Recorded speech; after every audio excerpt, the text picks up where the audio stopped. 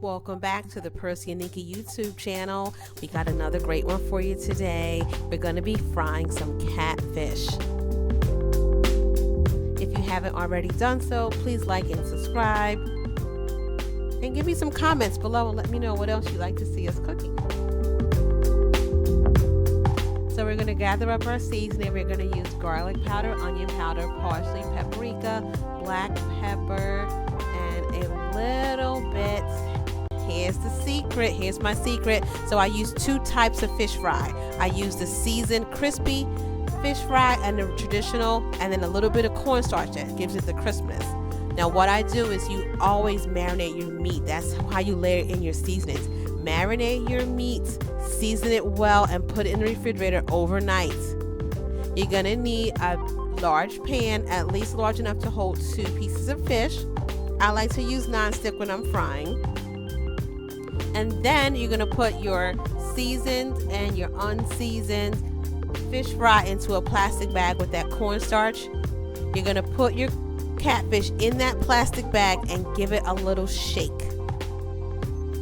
But prior to doing that, what you see that I have here on my counter is I have a cookie sheet that's lined with parchment paper, and I season up and batter my catfish before I start frying it. It just makes the cooking process a little bit easier.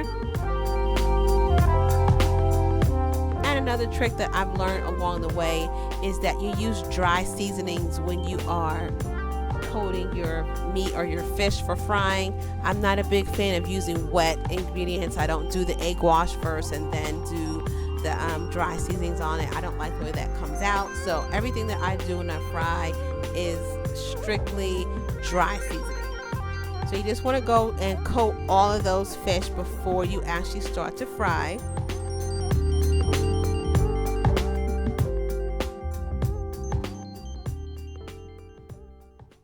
Don't forget, guys, if you haven't already, please like and subscribe to our channel if you love what you see. Get that fish nicely coated. When you do your shaking, you want to make sure that your fish is coated on both sides, front and back, and that everything is coated. Now, after you finish coating all your fish, you want to go to your stove and you want to turn it on to medium heat. And you're going to put some vegetable oil or whatever kind of oil you like to fry with into your pan. I don't have any specific and exact measurements. I just pour enough in the pan so that it covers the bottom. And then also, when you put your meat in the pan, it should cover the bottom portion of your meat. So you're going to let that sit for a little while. And then in order to test it, because your oil has to be hot when you're frying, what I do is I take a little piece of onion or a little piece of pepper, whatever you have, and you drop it in there. Once you see that little white dot on there, that means that it's sizzling and it's kind of floating around. That means that the oil is hot enough to put your fish in.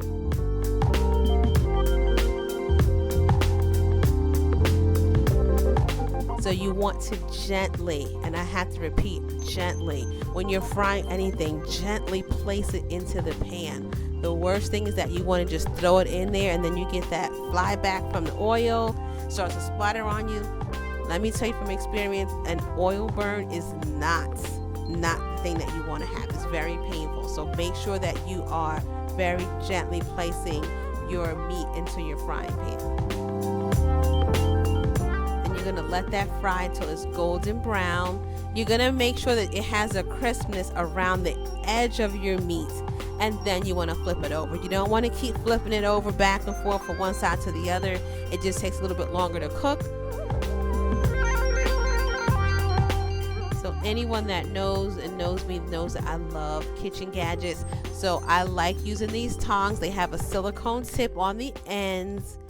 They are great for flipping things over. I use it to toss my salad. I use it for pretty much everything. But for frying, it's great because it doesn't poke or pierce the meat in any way.